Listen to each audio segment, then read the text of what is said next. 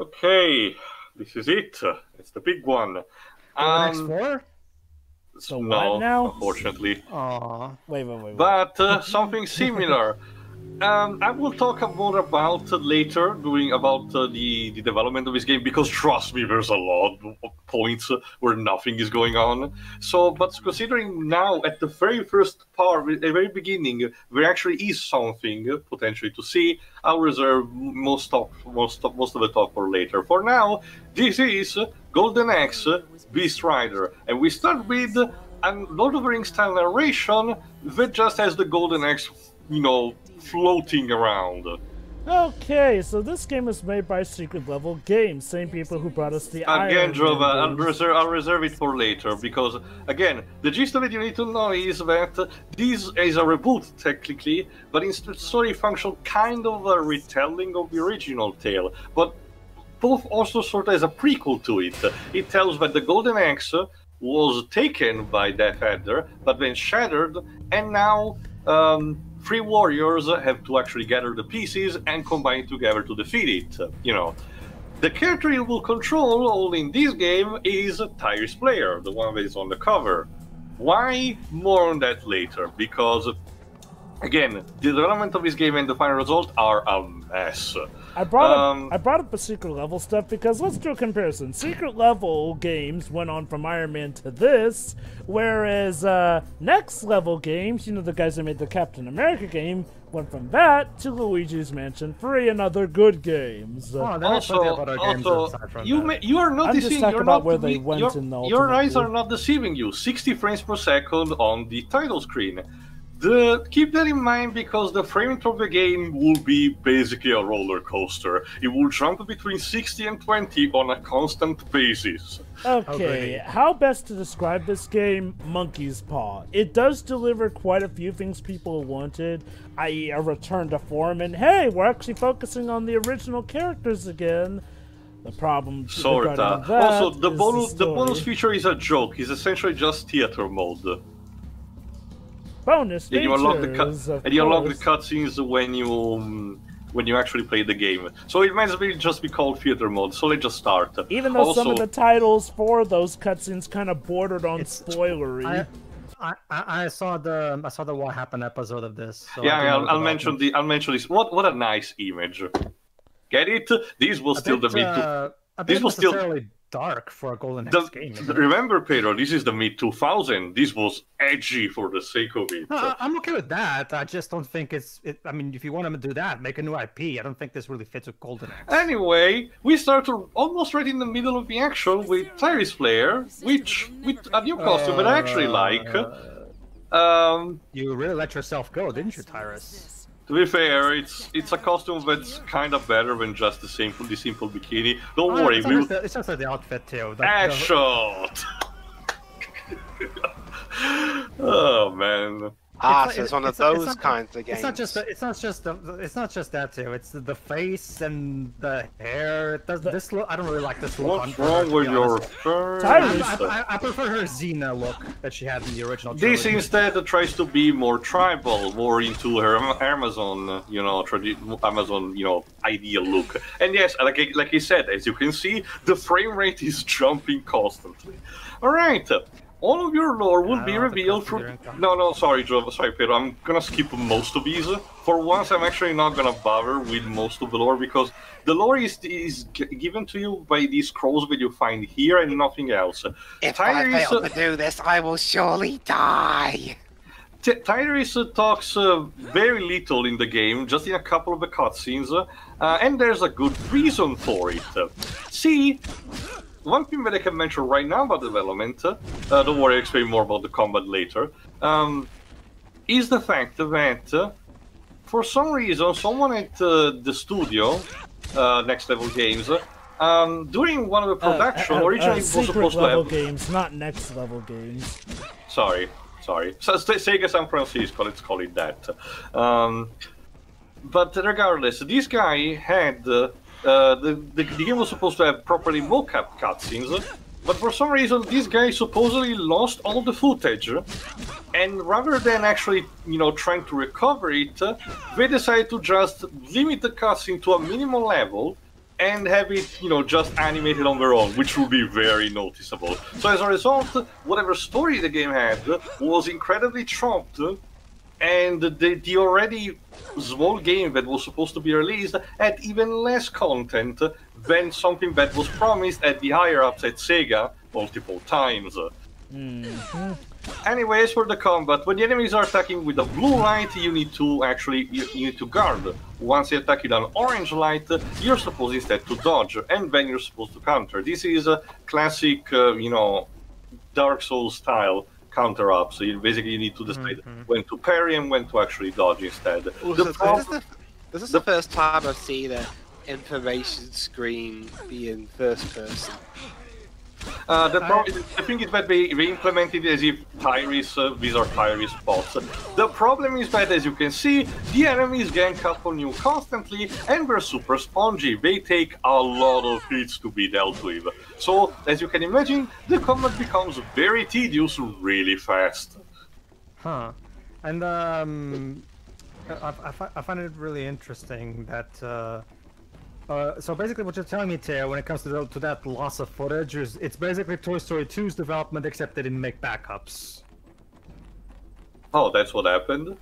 Basically, Teo, you can see this in the behind the scenes on the Blu-ray. Basically, Teo, there were a problem with doing making a Toy Story 2, where they they accidentally deleted the movie from their servers. Fortunately, one of the employees happened to have a backup at their house. So everyone breathed a sigh of relief. Wow. Exactly. For a full day there, they thought they had to redo the whole movie from scratch. Damn. That's the kind of thing that will give you a heart attack. I know, Anyway, right? there we go. Here's the main gimmick of the game, which, is in the title. The teacher, beast rider. That's supposed to be the chicken legs, by the way. It looks fine enough. Although it's called an Abrex in this version, because cool names. I mean, I really don't mind, but I get it that Chicken Legs was a bit of a stupid name, but I don't know. Anyway, it seems to be jumping on too much. Go on, Jova. So in this world, the Amazons actually breed these sort of animals here, mainly for riding steeds and other purposes here and there. Yeah, I will give it that. Yeah, it does have at the very least the vehicle animals, so there's that. And to be fair, Chicken Leg in this game. It's this one, Pedro. Wait. Yes. No, that's not Chicken Leg. It has the breathing fire and the tail spin attack. Yes, no, it is supposed to be that. I'm gonna pull a Dwebs here. Hashtag not my chicken leg. Anyway, enjoy one of the very few CG cutscenes in the entire game.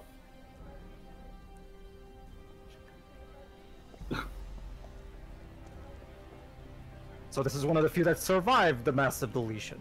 Kinda. And guess what? The Tyris was late for something. To be fair, this is supposed to be a ritual. As the opening tells, the world needs the Titans to contrast the Death Adder and the dragon of the Axirian, the race of Tyris, the Amazons that Tyris is part of, also is one of them. So there's something for them. I will say, when did this come out again? 2007, 2008, I think. Okay. For the time that it came out, the CGI cutscenes are fine. Like, they're on par with something you'd see in a Gears of War game. They look fine. This is, I don't know, this looks like it's just an upscaled PS2 CG cutscene for me. I guess, but, like, I would argue it looks decent. I've seen worse at this at the time. It came out in October of 2000. Oh shit! But no time to rejoice because the forces of Death Adder had the right to enslave the Titan Dragon. Well cried. Also, yes, wow, the reviews for this game have been remarkable, to say the least. Like, IGN, run for the love of God, run. IGN have said this is a game worth avoiding like the plague, even if the classic remains deep and warm within your heart. Oh, hold on. GamePro called it poorly designed. There's Gilius! Gilius? Gilius is in this game? Yes. Please tell me he's not gonna get killed immediately. No. Yeah, that was Liam O'Brien, by the way. Pay attention, cool. Because no, that's the thing. Here's the thing, Pedro. One of the more baffling things about this game is the voice actor cast. But I'll mention this after the cutscene is done because it's super baffling. But yeah, by the way, Tyris gets incapacitated by this. The enemies take no advantage on her. They don't kill her, they don't capture her, they don't do anything, and just leave her to be found by Gilius. And then Gilius leaves her too. I have no idea what the fuck is going on. Okay. So is our mission to save Gilius or something? Well, at least found him. So, Go on, sorry, Leaves. apparently poorly designed and utterly mediocre, a terrible game that feels like a slap in the face to fans of the original franchise. Yep. More specifically, someone at Screw Attack, their editor, Ben Singer, criticised it due to awkward controls, lack of music, and frustrating combat. Although, another funny story, there was an editorial in play called Dave Talks Golden Axe by a guy named Dave Halverson.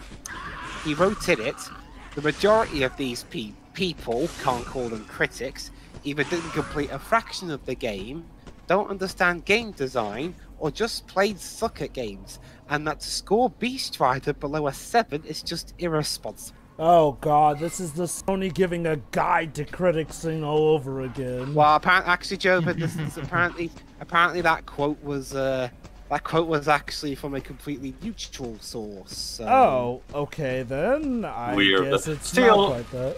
Anyway, might as well talk right now about development. If you haven't, I'll put a link in the description of a video of Madman's Muscle about development of this game. But to make a very long story short, oh wait, hold on, I gotta point this out. Yes, enemies can also take advantage of your own mounts. Well, they could do that in the original games as well, but Jova. I know, I'm just pointing it out though, you know, since it's at least very consistent. SEGA is totally like Golden Axe. Yes. But no, here's the thing. That San Francisco studio, secret level games, thank you, which at that point had just done a bunch of ports, was actually kind of pitched an idea at Sega for a revive of Golden Axe. The original idea was supposed to be this kinda MMO, sorta. It was supposed to be having single player experience, but with a multiplayer effort into it. Very ambitious at the time. Basically, you will either control either Gilius, Tyris, or X, you know, and your path would have converged at the end. All of you three will have defeated Death Adder and, you know, would have formed the original team. And you will have to choose different types of beasts to ride, etc. And the multiplayer effort would have meant potential co-op, perhaps intertwining, all that stuff. Problem is, it was way too ambitious for the studio. They had no idea how to work with the engine. They tried to subcontract a third party for their engine, but that was pulled away after a while. And so they basically scrambled what they could have with the footage they already had done, which was with Tyris Flare. Somehow, the people at SEGA Japan still approved the project, pumped money after money into it, and at the point acquired the studio, renamed it Sega San Francisco, as we know, and put into developing also the Iron Man video games, with the idea that development would have, you know, one would have compensated the other and vice versa, ideally, you know, learning from the weaknesses and the strengths of the other. What instead turned out to be was the fact that both games suffered as a result, you know, and their production slowed down to a crawl. And the end results, well, we've already seen Iron Man, and as we're seeing, yes, by the way, that's the thief, Pedro. In this version, there are these ugly, deformed, small blobs of... Okay, to be fair, they seem to basically work exactly like in the original game, so I guess I don't really have to... It's the design, it's super edgy just for the sake of it. Okay. I'm gonna have to say, I don't mind how it looks, to be fair. Yeah. I mean, it doesn't look exactly like the originals, but I actually think the design looks better than Tyris' new design, if I'm going to be honest. I'm gonna agree with Pedro in that. Okay, I'll give this game some credit. If ever there is a franchise that I can sort of excuse somewhat being a bit more edgy on the remake design, it is something like, you know, Golden Axe, which, you know, okay, Golden Axe was pretty much edge back in and of its day, so I can see them wanting to, you know, tone it up with, you know, some blood, gore, and everything. I mean, it's pretty much Conan the Barbarian, the video game, so I can see wanting to up the edge here and there. That doesn't mean all the redesigns work, but this is one of the few times where I can understand wanting to go a bit more edgy overall. Trust me, it makes more sense than pretty much 80% of everyone else that was doing it around the time. But yeah, by the way, basically now you're seeing most of what the game has to offer. There will be some variation in the enemy variety, but that's what you're gonna do for the entire game. You will have like a couple of cutscenes, like I mentioned, because you know how they lost the footage. You know, the enemy variation, to be fair, will matter. For example, they introduce these like berserk enemies that go down in one hit, but you're encouraged to not kill immediately because otherwise you will anger the other, again making the combat tedious. And oh, by the way, there's this. You have a Jack 2 style sort of upgrade system in a sense that the game gives you arbitrarily upgrades as the story goes on, instead of actually having you to earn them properly. And they range from being useful to not. For example, your magic meter. Once again, Tyris uses fire magic, and your standard magic is a fire projectile that you can launch with using the tip of a sword. Now, I don't remember what the exact combination is, but I distinctly remember that fire magic is actually a pain in the ass to input, and you're required to do it with a precision to defeat some of the enemies that are actually vulnerable only to magic. Now, if I can give this movie, sometimes, if I can give this movie some credit, it is a pretty neat touch. Huh? You said movie. Go ahead. If I can give this, God, I did say movie. If I can give this game some credit, it is a pretty nice touch that they do give that, Tyris and her Amazon clan worship the Dragon Titan, which, gives more context to why she's more fire-based and why, in the original game she would summon a dragon creature to pretty much, well, wipe the floor with enemies here and there. Alright, wizard-type enemies. These use stone magic, so you basically are encouraged to actually... And they constantly do that, there you go, shuttling, so they're actually just conveniently out of range for your sword. So you can actually try to get close to them, but just when you swing, the enemy already goes into the dodge formation, dodging automatically the attack. Believe me, it's tedious. You're supposed ideally to just, fire magic on your own. The countering magic serves for other types of mages that use bolt magic instead. But for the stone ones, you're most encouraged to use your fire spell, which you do not have infinite resources for. So, fun times. Now, when you get to the original franchise, of course, the combat was incredibly simplistic and repetitive, but that was back in the 90s. Brawlers of that type that's kind of the whole point of that genre back in the day. However, by 2007, we kind of expected something a bit more elaborate. Okay, let me put it like this. Like I said, this game is pretty much the epitome of a monkey's paw. It does do a lot of things right. The problem is that it does just enough wrong to the point where anything good is pretty much overwhelmed in a sea of mistake and muddlement. Okay, now here's one caveat. So, if you aren't that much a fan of Tyris' design picture, well, kind of good news. You kind of do get to update her look over the course of the game. Yeah, depending on each level, Tyris will wear a different costume, culminating with, after you defeat the final boss, getting her traditional, white with red border bikini. It's very jarring when you get to it, believe me. Sure. It's mostly because right now, as she looks right now, you could easily name her a brand new... Remember how in Golden X3 it's a new character? Now this is a character that actually makes sense to be its own original character, because she doesn't look anything like Tyris. Basically, Paige, the idea is that this is supposed to be an origin of sorts. Oh, I get that. It's just I get that. It's just that Tyris is not a redhead. She has brown hair. That's the problem. Yeah, I mean, it's not supposed to be red. You got it wrong. She literally reversed it. Her clothes are brown, and her hair is red. When it should be the other way around. She's supposed to be blonde. What? No. I don't recall her being blonde. Well, I remember in SEGA Heroes she had blonde hair. Well, I can't speak for that. I'm speaking for the original games as she looks in those games. Well, whatever. They try to stay consistent. But anyway, on to the other thing that we've also mentioned during the reviews. The composers. There were three: Keith Erin, Michael Cohen, and Christian Hedman. But I gotta be honest, there's so little music in this game that I have no idea what was their actual work and why there were three of them. because you get the one at the title screen, some of them in the cutscene, but in-game you get very little in terms of music, and the sound mixing is bad. To your question, when it comes to the footage loss, was that mainly just story stuff, or was any of it gameplay footage? Well kept cutscenes, because gameplay was just animated on its own. Okay.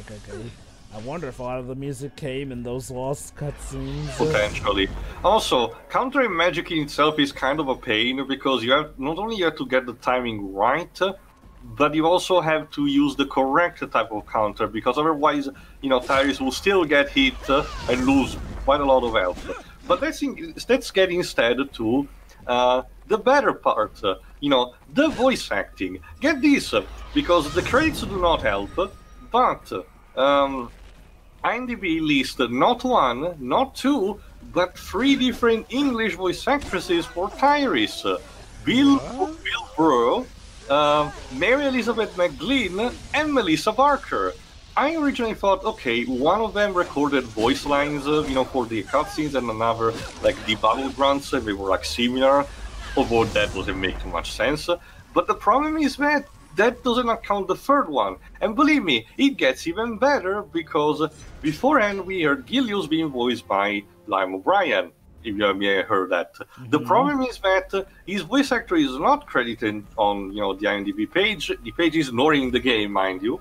And when we'll encounter him later in other cutscenes, he's clearly not voiced by Liam O'Brien. Also, there's the hand chorus. Well, okay, going back to the original. Anyway, Theo, I sent you the original artwork. Okay, to be fair, as we established with Streets of Rage, game covers usually don't always equate to what happens in game, like what happens with the American cover of Streets of Rage. True, but if you look at the sprites in the original, in the first 2 games, Theo, you'll notice she has red clothes and brown hair. So. That's how she looks in the games themselves. Also, that's isn't that the cover of Golden Axe 2? Well, regardless, it's how she looked originally. My problem here is that she has brown clothes and red hair when it should be the other way around. There you go. That's instead. But I will say, okay, but to give credit where credit is due, I actually don't mind Gilius' new design. He looks fine. The mask is actually not a bad idea. I will give it that. Actually, Gilius looks fine. All I'll say. That's her artwork for the first game. It's hard to tell if that's blonde or very light brown. That's the costume that you get after you beat these reboot. Is that like from the manual or something? Either for the manual or for the the official artwork for the first game. That's the thing too. Like Jova said, it's hard to tell if it's blonde or just light brown. And it's weird because when you look at her sprites in the games, her clothes look red. They don't look white. That's the weird part. Whatever. The point is, her colors are all wrong. That's the basic point that I'm trying to make. Okay, that I get, but I actually don't mind the red for the sake of being tied to Flame, Dragon, all that jazz. The point, Anyway, there's also a surprise voice actor that I don't want to mention, so please dweebs bear with me for this, which is going to be the voice actor of Axe Battler when we'll actually meet him. So let this be a surprise, because I think we're meeting actually in part 4 or 5, I forgot, so way later in the game. But again, for now, we have to actually get through. Anyway, for additional voices, we have David Lodge, Lex Lang, Liam O'Brien, Yuri Lowenthal, Susan Eisenberg, Caroline Hennessey, Courtney Taylor, Fred Tashore, Isaac C. Singleton Jr. Oh, nice. Victor Ryder Wexler, Vernon Wells, Tanji Ambrosi, Lainey Minella, Kyle Hebert, D. Bradley Baker, and John Hayes. No, sorry, John Hayes was the character lead. Quite an all-stars cast. To be fair, Joe, it's kind of like having Dante Basco in the Terminator Salvation video game. It means Jack Spot, because it's just additional voices for the grunt of the enemies. Still, though, I mean, some of those actors I recognize, and normally they play main roles, not bit roles. Yeah, again, like Taylor would say, get Fred Tashore. That's his fucking job. Like, and D. Bradley Baker and Frank Welker. Those guys are specialists in that sort of thing. Especially Isaac Singleton Jr. Actually, I think it's one of the first times I hear. Let me check his resume, might as well, because again, like he said, this is all very sweet. Although to be fair, No. This cutscene is kind of like what in Devil May Cry or God of War. You basically item appeared in this location. Although to be fair, since I love him as Baird in Gears of War and as the Yosemite Sam in the new shorts, I actually would like to see for the short become more of a main character actor for as well as his usual stuff, because I actually would like to see more main roles from him. Well, that's the thing. He's been in quite a few main roles. Have I missed anything of significance? No, believe me. Basically, the only request that I give you, you can look up for the voice actor, but I have to ask you to not tell them, because I want to save one of them for a surprise for later on. Anyway, what you missed was me once again claiming hashtag not my Tyris, because her clothes are all wrong. Her clothes are brown and her hair is red when it should be the other way around. Criminal. Maybe she dyed her hair. Also, I get the idea why Jova you like Isaac C. Singleton Jr. because he voices Soundwave in the Transformers video games that you're familiar with, but also he's been the more recent voice actor for the video game version of Thanos at the very least. I don't know if it was also in the Marvel cartoons, but it was Thanos for Marvel vs. Capcom Infinite and Ultimate Alliance 3 and other stuff like, say, the Guardians of the Galaxy TV series. Trust me, Isaac's a great voice actor. Anyway, Pedro, in regards to Fetch's story, let's see, he voices Hulk on a regular basis. He voiced Megatron for the War of Cybertron games. That was a pretty nice role for him here and there. Sure. And like you said, he's voiced Baird. He's had his fair share. I mean, he was also Captain Dorgangoa in in Living Room Galaxy. Nice. All right. That being said, like, no. Right. I wonder if he's still voicing Dingo Dial too. But basically, my take on chicken leg is the same. It's the same as Dwez when he first saw the Super Mario Brothers movie and he saw Yoshi. Much like Dwebs, I refuse to acknowledge that thing as chicken leg. And by the way, that's the only recurring monster that actually returns. All the other beasts are originals for this game. I'll just say this: I like the design of chicken legs in this game, but why did you call it chicken legs? It actually doesn't. It's called Abraxan in this version. I guess, to be fair, we can pretty much disassociate it by that, but The problem now, it has the same identical abilities, Jova. Huh. So anyway, new enemy type are basically the general. Again, and by the way, this was the level, since this was kind of introductory, this was kind of the level that was still, very generous with you, because the one later on start piling up enemies that require more and more attention, and there's also the fact that, like I said, become even more spongy, meaning that the combat becomes this constant tug of war where you always feel like you're outmatched, and you have to really work your way out. Don't get me wrong, I normally like this kind of challenge, but this is one game where it's very tedious and will actually make you feel every second that you spend into it. Is the game even that long? No, actually no, Dibs. It's... Well, the cipher is like 5 parts. Keep in mind, I sped up a lot of stuff. I condensed it like for each main set of levels. Okay, Tio, I just want to point out that, that guy got up from literally having the back of his head stabbed in. Normally, there you go, new costume that we'll see in the next part. Sorry, Jova. Normally that finishes off an opponent, but nope, there's so much damage sponges that literal strikes to the head are stuff that they can just walk off, despite what clearly looked to be like a finisher animation.